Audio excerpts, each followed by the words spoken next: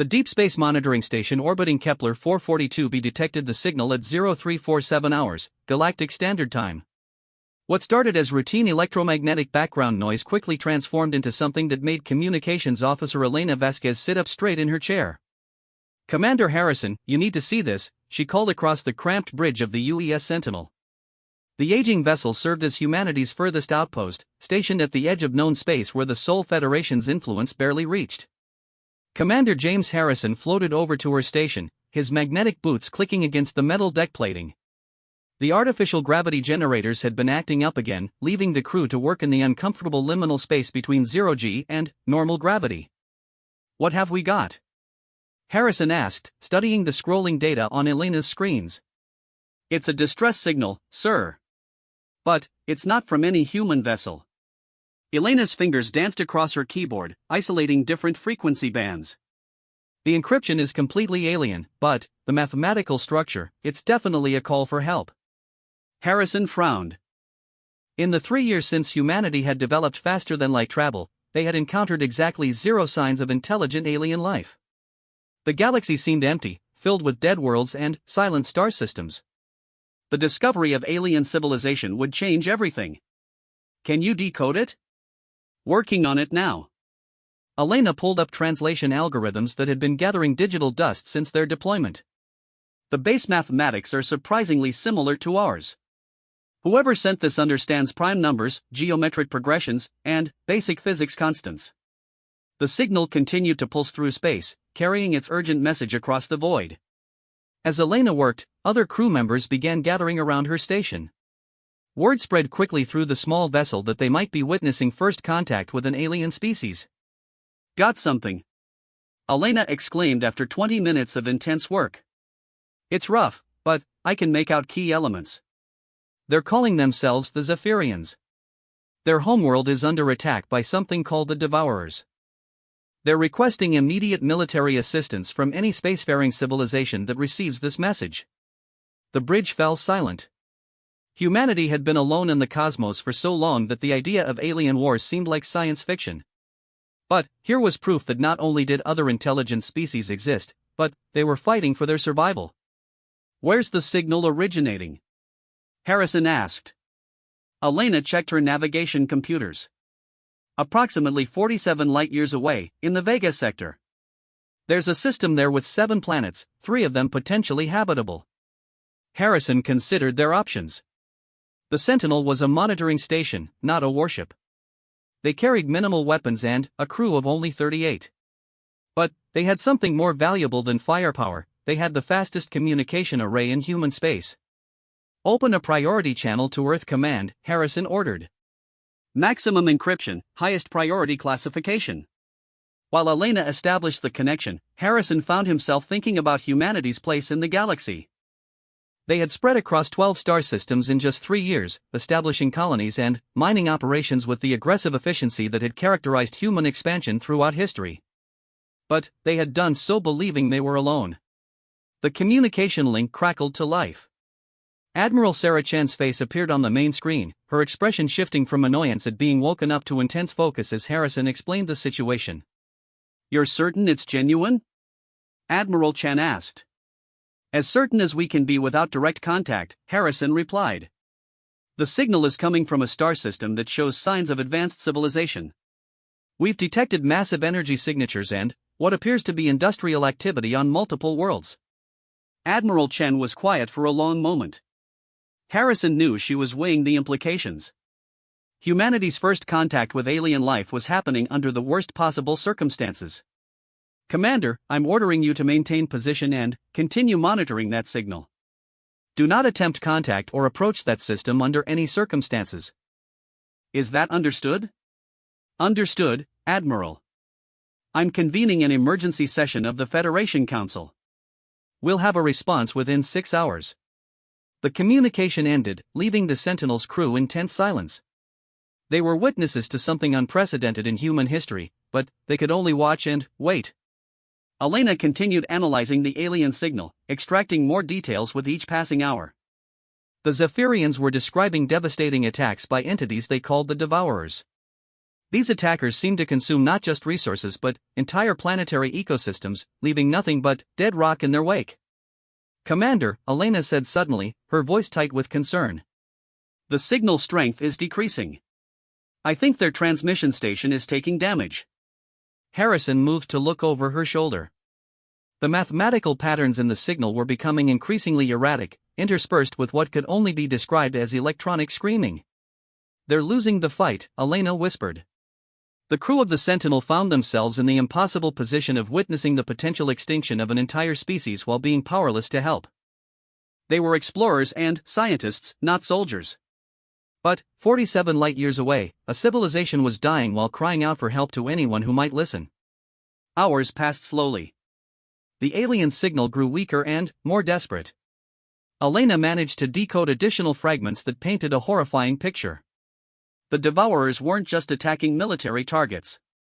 They were systematically destroying cities, agricultural centers, and population centers. This wasn't a war, it was genocide. When Admiral Chen's face reappeared on their screens 6 hours later, her expression was grim but determined. "Commander Harrison, you're about to witness something that will change the course of human history. The Federation Council has voted unanimously to authorize Operation Valkyrie." Harrison had never heard of Operation Valkyrie, but the name sent a chill down his spine. "Admiral, with respect, we don't have the military capability to intervene in an alien war 47 light-years away." Admiral Chen's smile was cold and predatory. "Commander, there are things about human military capability that are classified above your clearance level. The public believes our fastest ships can travel at 100 times the speed of light. They're wrong." On Elena's screens, new contacts began appearing at the edge of sensor range. Ships were dropping out of faster-than-light travel, but these weren't the familiar designs of human exploration vessels or colony transports. "Holy Mother of God," breathed Chief Engineer Rodriguez as he stared at the tactical display. The ships materializing in space around them were massive, angular constructs that seemed to absorb light rather than reflect it. They bristled with weapon systems that defied conventional understanding of physics. Energy readings from their power cores registered at levels that should have been impossible to generate, let alone control. "Meet Shock Fleet 1, Admiral Chen said from the screen. Humanity's response to exactly this kind of situation." Harrison watched in awe as more ships continued to arrive. Dreadnought-class vessels that dwarfed anything in the civilian fleet. Carrier ships that launched squadrons of fighter craft moving at impossible speeds. Support vessels carrying technology that had clearly been developed in secret over decades. "How long has this existed?" Harrison asked. "Since the day we achieved faster-than-light travel," Admiral Chen replied. "We always knew that when we reached the stars, we might find something that wanted to kill us. Humanity has been preparing for war since before we knew there was anyone to fight." The lead ship in the formation was a massive dreadnought designated UES Prometheus. Its captain, a stern woman named Victoria Kane, appeared on a secondary communication channel. "Admiral Chen, Shock Fleet 1 is assembled and ready for immediate deployment. Estimated travel time to target system, 18 hours at maximum velocity." Harrison's mind reeled. 18 hours to travel 47 light-years meant these ships could move at speeds that made their official capabilities look like ancient sailing vessels. "Captain Kane, you are authorized to render all necessary assistance to the Zephyrian people. Rules of engagement are unrestricted. Show these Devourers what happens when they threaten innocent life in our galaxy." "Understood, Admiral." Shock Fleet 1, prepare for immediate departure. As the alien signal continued its desperate transmission, humanity's secret armada began moving toward the coordinates Elena had provided. The ships accelerated smoothly away from the Sentinel, their energy signatures growing brighter and more intense until they vanished into faster-than-light travel. Elena looked up at Commander Harrison with wide eyes. "Sir, what exactly are we?" Harrison watched the empty space where the most powerful military force he had ever seen had just disappeared. "I'm beginning to think we're something far more dangerous than anyone realized." The Sentinel resumed its lonely vigil, monitoring the increasingly desperate alien distress signal while humanity's hidden strength raced across the galaxy to answer a cry for help from a species they had never met. For the first time since reaching the stars, humanity was going to war. Captain Victoria Kane stood on the bridge of the UES Prometheus, watching the swirling patterns of hyperspace flow past the reinforced viewports. Around her, the most advanced warship humanity had ever constructed hummed with barely contained power. The ship's artificial intelligence, designation Athena, continuously fed tactical updates to her neural interface. ETA to Zephyr in space, 14 hours, 37 minutes, reported Lieutenant Commander Sarah Walsh from the navigation station. All fleet elements maintaining formation and optimal velocity. Kane nodded, her attention focused on the holographic display showing the alien system they were approaching. Intelligence gathered from the intercepted transmissions painted a picture of a civilization under siege, but they still knew almost nothing about either the defenders or the attackers. Athena, give me a complete analysis of the Devourer threat profile based on available data, Kane commanded. The ship's AI materialized as a shifting hologram of geometric patterns. Analysis incomplete due to limited data, Captain. However, observed attack patterns suggest the Devourers employ overwhelming numerical superiority and advanced energy-based weapons. They appear to prioritize complete resource extraction over territorial occupation. Strip mining an entire civilization, muttered Commander Torres from the weapons station. What kind of species does that? Kane had been asking herself the same question since receiving their orders. Humanity had encountered aggressive wildlife and hostile environments throughout their expansion into space, but they had never faced an enemy that seemed dedicated to complete annihilation. Captain, called Communications Officer Lou from his station. We're receiving an update from the monitoring station. The Zephyrian distress signal is now coming from only 2 of their 7 planets. The other 5 have gone completely silent. The bridge fell quiet.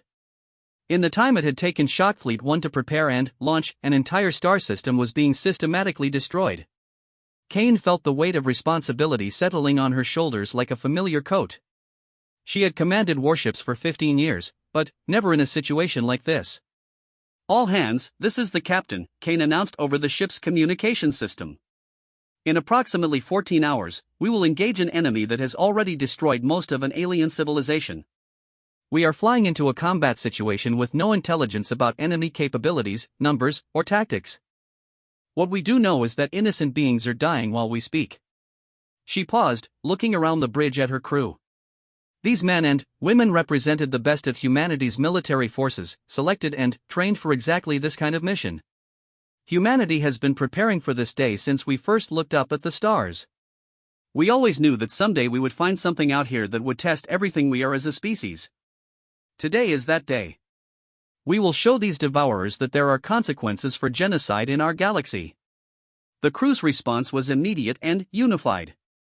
Kane could feel the shift in atmosphere as her people focused their minds on the coming battle. They were no longer just traveling through space, they were humanity's answer to an atrocity. Athena, begin combat preparations. I want all weapon systems charged and ready, fighter squadrons prepped for immediate launch, and marine companies standing by for boarding operations. Acknowledged, Captain. Initiating pre-combat protocols across all fleet elements. Throughout the massive ship, thousands of crew members began the familiar ritual of preparing for war. In the fighter bays, pilots ran final checks on craft capable of operating in both space and atmospheric conditions. In the armories, Marines loaded weapons designed to function against unknown alien physiology. In engineering, technicians ensured that the ship's revolutionary power cores could sustain maximum output for extended periods. Kane moved to the tactical station where Commander Torres was analyzing the fleet's capabilities. Shockfleet 1 consisted of 12 vessels, each representing decades of secret research and development. The Prometheus served as the flagship, a kilometer-long dreadnought carrying enough firepower to level a continent. Supporting her were 4 heavy cruisers, 3 carriers loaded with fighter squadrons, 2 assault ships packed with Marines, and 2 support vessels carrying supplies and equipment for extended operations. What's our maximum effective range with the primary weapons? Kane asked. Torres consulted his displays. The main batteries can engage targets up to 50,000 kilometers with full accuracy. Beyond that range, we're still lethal, but precision targeting becomes difficult. And our fighters? Each carrier launches 48 craft with a combat radius of approximately 2 million kilometers. They're equipped with both energy weapons and kinetic penetrators designed to function against unknown defensive systems. Kane nodded. The fighters were one of humanity's greatest advantages in space combat. While other technologies required massive ships and enormous power cores, fighter craft could deliver devastating attacks with speed and precision that larger vessels couldn't match. "Captain," Lieutenant Commander Walsh called from navigation, "we're approaching the edge of the Zephyrian system.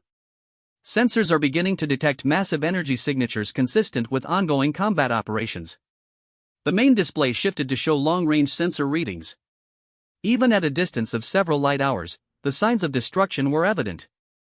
Debris fields where planets should have been. Massive energy discharges that registered across multiple spectrums.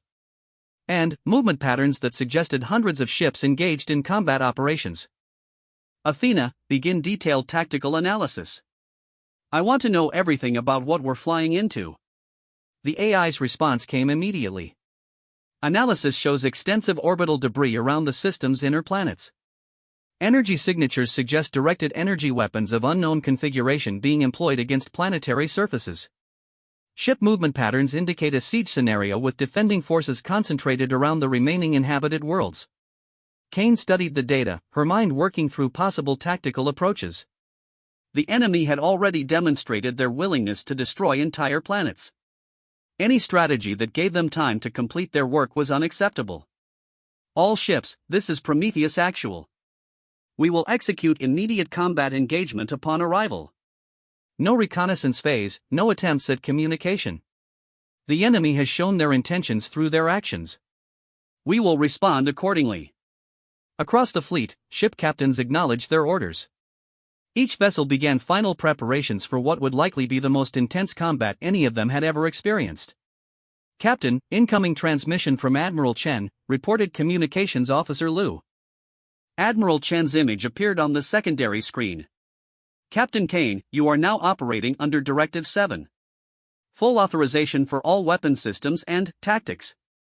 The Federation Council has determined that the Devourer threat represents a clear and present danger to all life in the galaxy."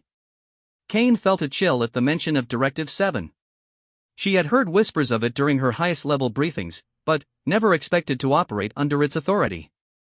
Directive 7 removed all restrictions on military action when facing an existential threat. "Understood, Admiral. Shock Fleet 1 will eliminate the Devourer threat. Captain, there's something else you need to know. Our deep space monitoring networks have detected similar attacks beginning in 3 other star systems. The Zephyrians aren't the only civilization under assault." The implications hit Kane like a physical blow. This wasn't an isolated incident or a territorial dispute. Somewhere in the galaxy, a force was conducting systematic extermination campaigns against multiple species. "Admiral, are we looking at a coordinated campaign of genocide?" That's the assessment of our xenobiology experts. These devourers appear to be conducting organized destruction of intelligent life on a galactic scale. Your mission has expanded beyond rescuing the Zephyrians. You need to gather intelligence about their capabilities, their numbers, and their home base. The communication ended, leaving Kane to absorb this new information. Humanity's first contact with alien life was turning into the opening battle of what might become a war for the survival of all intelligent species in the galaxy. "All stations, we will drop out of hyperspace in 40 minutes. Combat deployment, maximum alert. Launch all fighters immediately upon arrival and establish a defensive perimeter around any surviving Zephyrian forces." Kane looked around her bridge one final time before the battle. These next few hours would determine whether humanity announced itself to the galaxy as a force for protection or simply became another victim of the Devourer's relentless campaign. "Athena, record this for the historical archives. Today, humanity goes to war against extinction itself." The Zephyrian Defense Coordinator Veltar felt his species' equivalent of despair as he watched another orbital platform explode in brilliant fire. From the command center buried deep beneath the capital city of Zeph Prime, he could only observe as the Devourers systematically destroyed everything his people had built over millennia. "Defense Grid 7 is gone," reported his tactical officer with the flat tone that had become common as their situation grew increasingly hopeless. "The Devourers are moving to attack the civilian evacuation ships." Veltar's four-armed form trembled with exhaustion and grief. For 6 days, his people had fought against an enemy that seemed infinite in number and utterly without mercy. The Devourers didn't negotiate, didn't demand surrender, didn't even communicate. They simply arrived, destroyed everything, and moved on to the next target. "How many evacuation ships remain?" he asked. "Approximately 40 vessels carrying nearly 2 million civilians." They're trying to reach the outer system, but the Devourers are hunting them down systematically. The Zephyrian fleet had been impressive by their standards, 300 ships of various sizes, carrying weapons that could shatter asteroids and shields that could withstand stellar radiation. Against the Devourers, they might as well have been throwing rocks. "Sir, we're detecting massive energy signatures at the edge of the system," called another technician. "Unknown configuration, but the power readings are enormous." Veltar barely looked up. The Devourers often sent additional forces to complete their work. What did it matter if more death was arriving? "Wait," the technician said, his voice rising with excitement. "These signatures don't match Devourer technology. The energy patterns are completely different." For the first time in hours, Veltar felt something other than despair. Could it be possible that another species had received their distress call? "Show me," he commanded. The holographic display shifted to show the outer system where space itself seemed to be tearing open. Massive shapes emerged from what looked like controlled breaks in reality, their forms unlike anything in known Zephyrian or Devourer technology. "How many ships?" Veltar asked. 12 large vessels, but, sir, the energy readings from these ships exceed anything in our database. Each of those vessels is generating more power than our entire planetary grid." Veltar stared at the display in amazement. After days of watching superior Devourer technology overwhelm his people's defenses, he was seeing ships that made even the Devourers look primitive. Captain Kane watched the tactical display update in real time as Shock Fleet 1 dropped into normal space at the edge of the Zephyrian system. The scope of destruction was immediately apparent. 5 planets showed no signs of life, their surfaces scarred by massive energy bombardment. The remaining 2 worlds were under active siege by a force that defied immediate comprehension. "Athena, enemy force analysis," Kane commanded. "Scanning." "Captain, I am detecting approximately 800 Devourer vessels of varying sizes. Their largest ships measure nearly 2 kilometers in length. They appear to be organized in hunting groups focused on eliminating the remaining Zephyrian forces." 800 ships. Even with humanity's technological advantages, those odds were sobering. What about surviving friendlies? 43 Zephyrian vessels of various classes, most showing significant damage. Approximately 2 million non-combatants and evacuation ships currently being pursued by Devourer hunter groups. Kane made her decision instantly. "All units, immediate deployment. Priority targets are Devourer forces threatening civilian evacuees. Launch all fighters and establish combat air patrol around the refugee ships." The response was immediate and devastating. From the 3 carrier ships, 144 human fighters screamed into space, their pilots guided by artificial intelligence systems that could track and engage hundreds of targets simultaneously. The fighters moved with precision and speed that no biological pilot could match, their weapons systems calibrated for maximum effectiveness against unknown alien technology. The first Devourer hunter group pursuing a cluster of evacuation ships never saw the attack coming. Human fighters appeared seemingly from nowhere, their weapons tearing through Devourer shields like they were made of paper. In less than 30 seconds, 12 Devourer ships were reduced to expanding clouds of debris. "Sir, the unknown ships are engaging Devourer forces," reported the Zephyrian tactical officer, his voice filled with disbelief. "Their fighters just eliminated an entire hunter group." Veltar watched the display as the mysterious newcomers revealed their capabilities. Their fighters moved like nothing he had ever seen, accelerating and maneuvering in ways that should have been impossible. But more impressive was their immediate focus on protecting Zephyrian civilians. "Try to establish communication," Veltar ordered. "If they're here to help, they need to know our tactical situation." The communication attempt was successful almost immediately. A human face appeared on their screens, and Veltar felt a moment of recognition despite the alien features. The expression was one he knew well, the look of a military commander in combat. "Zephyrian forces, this is Captain Victoria Kane of the United Earthship Prometheus. We received your distress signal and are here to render assistance." Veltar activated the translation protocols that his people had hoped never to use. "Captain Kane, this is Defense Coordinator Veltar. We are grateful for your intervention, but you must understand the scope of what you face. These Devourers have destroyed 5 of our worlds and are systematically hunting down our survivors." Kane's image remained steady despite the devastating information. "Coordinator Veltar, please transmit all tactical data about Devourer capabilities and deployment patterns. We're here to end this threat. As data flowed between the species, Kane began to understand the true horror of what the Devourers represented. They weren't just aggressive neighbors or territorial competitors. They were something far worse, a force dedicated to the complete elimination of intelligent life. All ships, we are now operating under Directive 7 protocols. The enemy has demonstrated genocidal intent against an entire species. Eliminate all Devourer forces in this system. What followed was unlike any battle in recorded history. Human ships moved through the Devourer formations with calculated precision, their weapons systems targeting critical points that Athena's analysis had identified. The Prometheus alone engaged 6 Devourer capital ships simultaneously, her main batteries firing streams of energy that cut through their hulls like heated blades through ice. But the Devourers were not helpless. They returned fire with weapons that could melt asteroids, their shots coordinated across multiple ships to overwhelm human defensive systems. The battle became a deadly dance of attack and evasion, with both sides deploying technologies that pushed the boundaries of physics.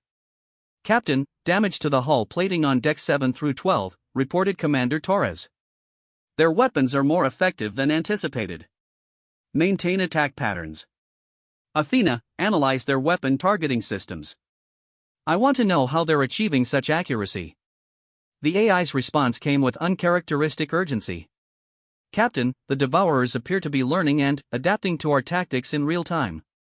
Their hit rate has improved by 30% since the engagement began. Kane felt a chill of recognition.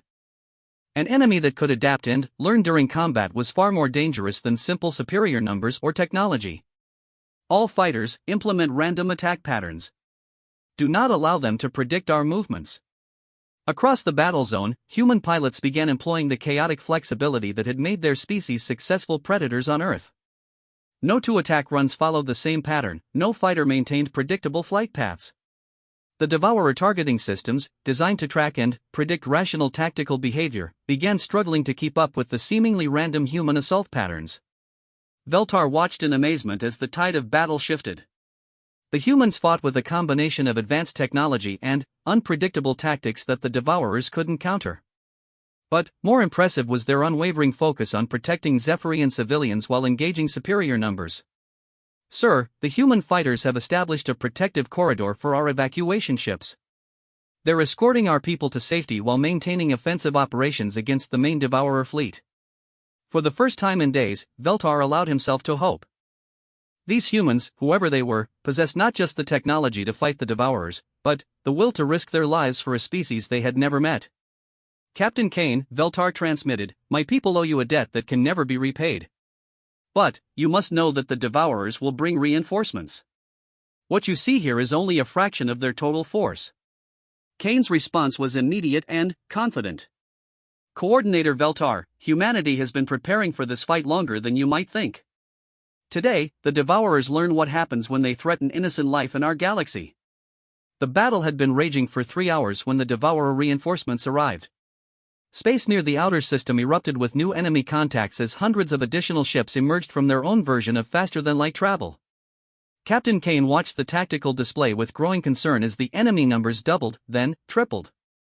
Athena, updated threat assessment, Kane commanded while the Prometheus exchanged fire with 2 massive Devourer battleships. Captain, enemy reinforcements total approximately 1,400 vessels across all size classifications. However, analysis of their deployment patterns suggests coordination from a central command vessel located in the asteroid belt of this system. Kane's tactical mind immediately grasped the implications. A command ship. If we eliminate their coordination, we can disrupt their entire operation. Confirmed. Long-range sensors have identified a vessel approximately 10 kilometers in length maintaining position behind the largest asteroid cluster. It appears to be directing all Devourer forces throughout the system. The situation was becoming critical. Despite their technological advantages, Shock Fleet 1 was vastly outnumbered. They had successfully evacuated most Zephyrian civilians, but the enemy was adapting to human tactics with terrifying speed. All ships, new priority target. We're going after their command vessel. Prepare for full offensive operations. Commander Torres looked up from his weapons station. Captain, that asteroid field is heavily fortified.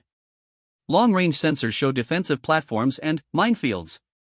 Then, we'll have to get creative. Launch all Marines for boarding operations. I want strike teams prepared for direct assault on that command ship. Deep in the ship's marine bay, Colonel Sarah Mitchell received her orders with professional calm. She had trained for exactly this scenario, boarding actions against unknown alien vessels under hostile conditions. Around her, the 200 Marines of the Prometheus Assault Battalion began their final preparations. "Listen up, people," Mitchell announced to her troops. "We're about to conduct the first human boarding action against a hostile alien vessel. Everything we know about the enemy comes from 3 hours of combat data. They're smart, they're aggressive, and they learn fast." The Marines checked their equipment one final time. Their powered armor was designed to function in any environment, from hard vacuum to toxic atmospheres. Their weapons could be configured for various alien physiologies and defensive systems. Most importantly, they carry portable AI units that could hack and analyze alien technology in real time. "Our mission is simple," Mitchell continued. "Get aboard that command ship, neutralize their command structure, and gather intelligence about their home base and overall capabilities. Intelligence suggests these devourers are conducting similar attacks throughout the galaxy. What we learn here might save entire civilizations." The Marine transport ships launched from the Prometheus and her sister vessels, their stealth systems hiding them from devourer sensors as they approached the asteroid field. But Kane knew that stealth would only work for so long against an enemy that could adapt to human technology. Meanwhile, the main battle continued to rage throughout the system. Human fighters darted between massive devourer capital ships, their unpredictable attack patterns keeping the enemy off balance.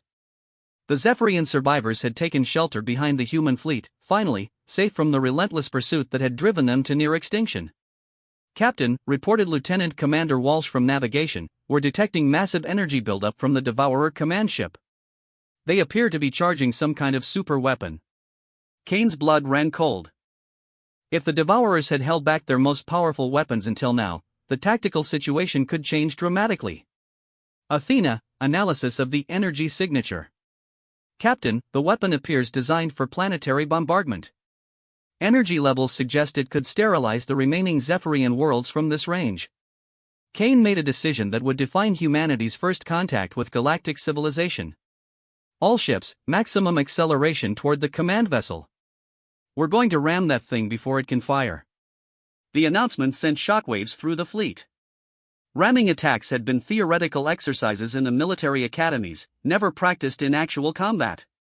"Captain," Commander Torres said quietly, "ramming a 10-kilometer vessel with the Prometheus will likely result in total destruction of both ships." "That's acceptable if it prevents genocide," Kane replied without hesitation. "Humanity doesn't negotiate with extinction." But Colonel Mitchell's Marines had a different plan. As the main fleet accelerated toward what seemed like a suicide attack, her boarding parties reached the command ship's hull. Their portable AI units immediately began analyzing the alien metal, finding weak points and entry methods. "Breaching charges set," reported Sergeant Jackson over the tactical network. "Multiple entry points established." The Marines poured into the Devourer command ship through a dozen different hull breaches. What they found inside defied their expectations. The ship wasn't crewed by individual aliens, but by a collective consciousness that operated through mechanical drones and organic interfaces.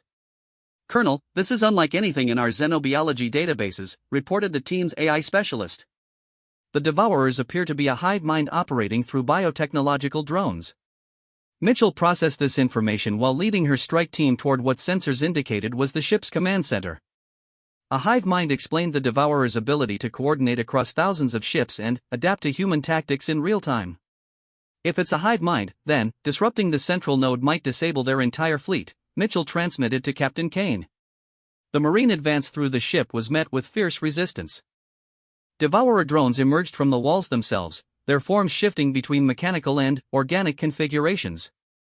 But the Marines had trained for urban combat in environments ranging from Earth's megacities to the tunnel systems of asteroid mining stations. They moved with practiced efficiency, their AI-guided weapons systems adapting to each new threat. Kane watched the Marine progress while continuing the Prometheus's charge toward the command vessel. The superweapon was nearly ready to fire, its energy signature growing brighter with each passing second. "Marine teams, you have 30 seconds before that weapon fires," Kane transmitted. Colonel Mitchell kicked down the final barrier to the command center and found herself facing something that would haunt her dreams for years to come. The central chamber was filled with a massive organic structure that pulsed with electrical activity. Thousands of tendrils connected it to control systems throughout the ship. "This is the hive mind's primary node for this sector," her AI specialist reported. "Destroying it should disrupt their coordination throughout this entire region of space." Mitchell armed the nuclear demolition charges her team had carried for exactly this purpose. "All teams, evacuation protocol. 30 seconds to nuclear detonation." The Marines fought their way back to their insertion points while the demolition timer counted down.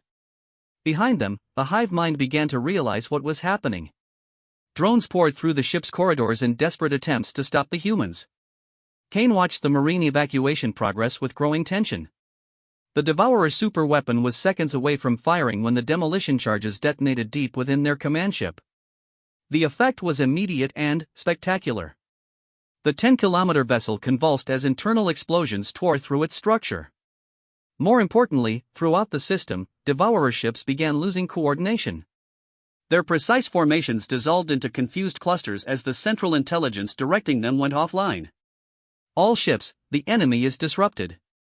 Press the attack now," Kane commanded. What followed was the most decisive space battle in human history. Deprived of their central coordination, the Devourer forces became vulnerable to the superior training and flexibility of human crews. Ships that had seemed invincible hours earlier were now easy targets for concentrated human firepower. Defense Coordinator Veltar watched from the surface of Zeph Prime as the tide of battle turned completely. The humans had somehow disrupted the Devourer coordination network, turning a hopeless situation into a rout. "Sir, the human fleet is systematically destroying all Devourer vessels in the system. Their casualty rate has dropped to almost zero while enemy losses are approaching total." Veltar activated the communication link to Captain Kane. "Captain, your actions have saved not just my people, but potentially countless other species throughout the galaxy. How can we possibly repay this debt?" Kane's response carried the weight of a species that had just announced its presence to the galaxy in the most dramatic way possible. "Coordinator Veltar, humanity is new to this galaxy, but we're 3 weeks after the battle at Zeph Prime." Captain Kane stood in the rebuilt Zephyrian Council chambers, surrounded by representatives from 12 different alien species.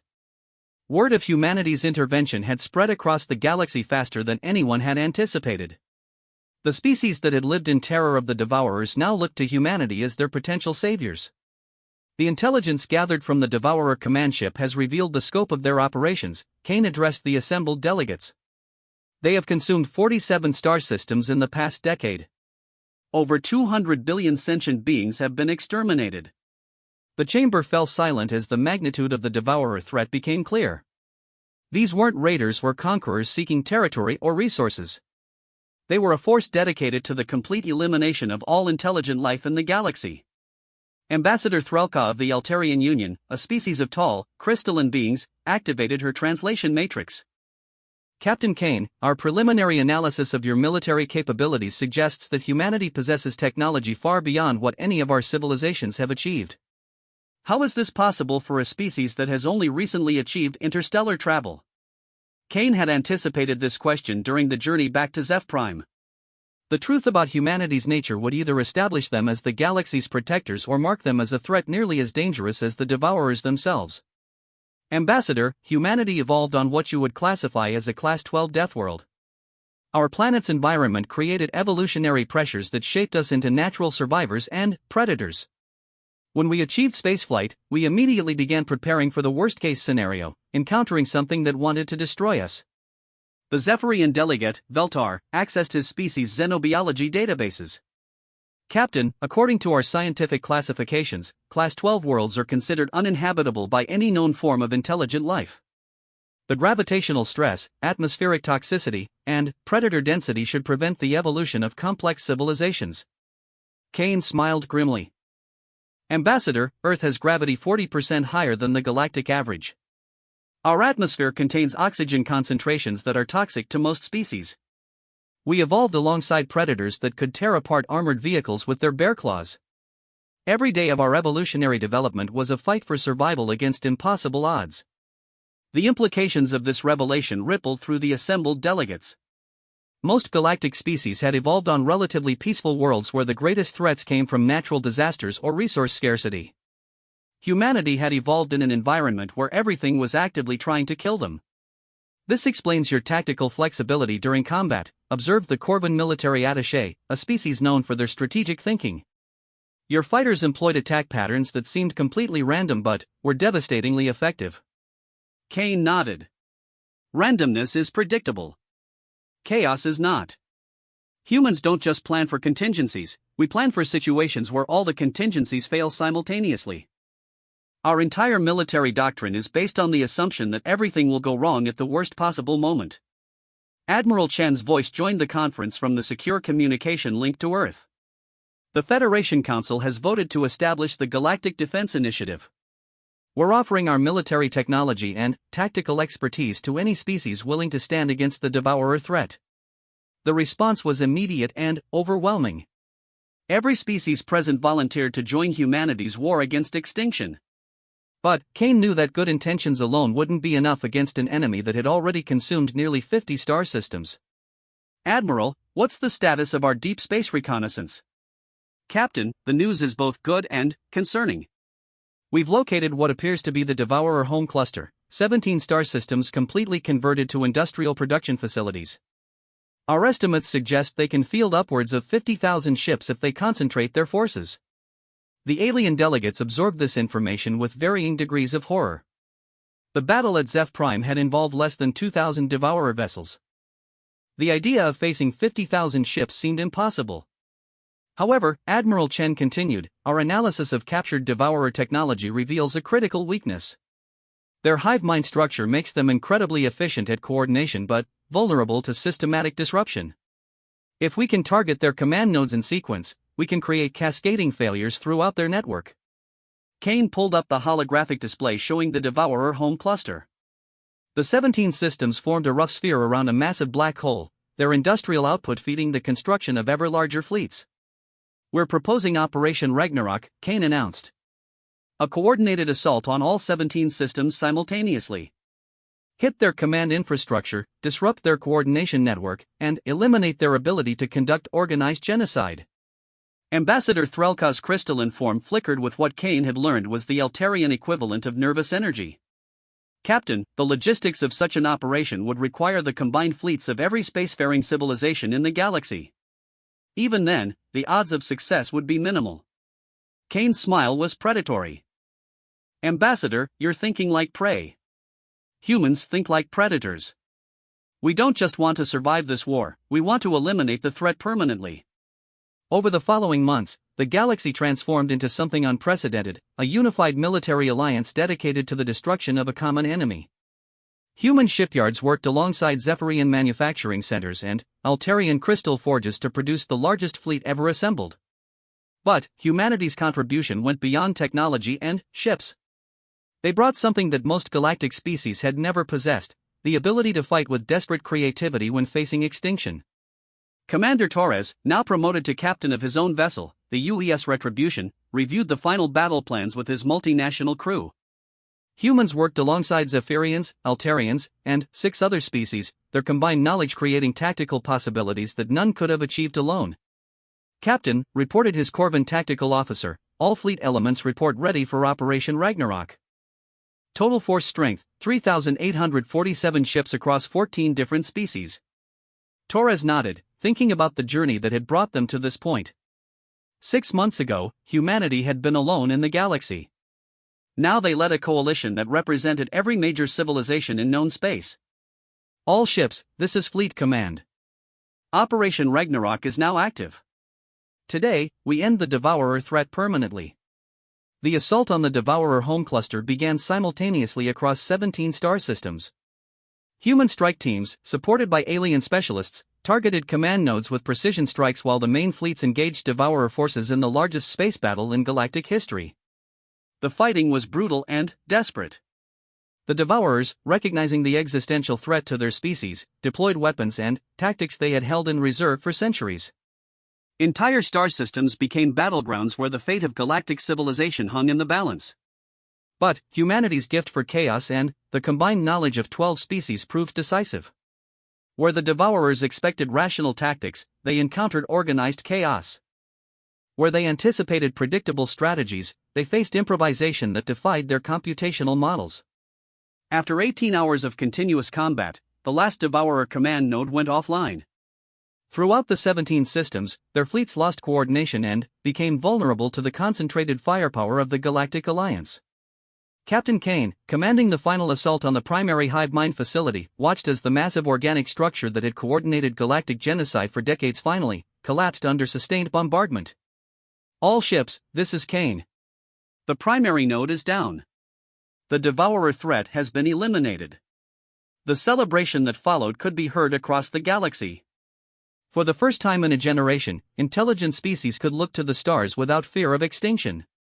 Months later, Kane stood once again in the rebuilt chambers of the Galactic Council, but now as humanity's permanent representative to the new galactic government. The alliance forged in war had evolved into something unprecedented, a true galactic civilization based on mutual cooperation and defense. The Devourer archives have revealed the locations of 347 additional species that we previously believed extinct, reported the head of the Archaeological Commission. Recovery expeditions have already located survivors on 17 worlds. Galactic civilization is being reborn. Kane reflected on humanity's journey from an isolated species to the founders of galactic unity. The war against the Devourers had cost millions of lives across dozens of species, but it had also proven something important about the nature of intelligent life in the universe. The Devourers believed that intelligence was a plague to be eliminated. Kane addressed the assembled delegates. They were wrong. Intelligence is the galaxy's greatest defense against chaos. When we stand together, when we combine our knowledge and our courage, there is no force in the universe that can destroy us. Ambassador Veltar, now a close friend and ally, activated his communication matrix. Captain Kane, the Zephyrian people have a saying, from the deepest darkness comes the brightest light. Humanity emerged from a world of darkness and brought light to the entire galaxy. Kane smiled, thinking about the small monitoring station where this had all begun. Commander Harrison and his crew had witnessed humanity's first contact with alien life under the worst possible circumstances. Now, barely a year later, humanity stood at the center of a galactic civilization dedicated to protecting life throughout the stars. Ambassador, we have a saying on Earth, the only thing necessary for evil to triumph is for good beings to do nothing. The galaxy will never again stand by while innocent species face extinction. We've learned to fight together, and, together, we'll defend the light of civilization against whatever darkness may come. As the council session concluded, Kane looked out through the massive viewports at the fleet of ships from dozens of species patrolling the Zeph system. Humanity had answered a desperate call for help from strangers and found a galaxy full of allies. The Devourers had sought to eliminate intelligence from the cosmos, but, instead, they had forged the greatest alliance in galactic history. The stars no longer held the threat of extinction. They held the promise of infinite possibilities for all who called the galaxy home.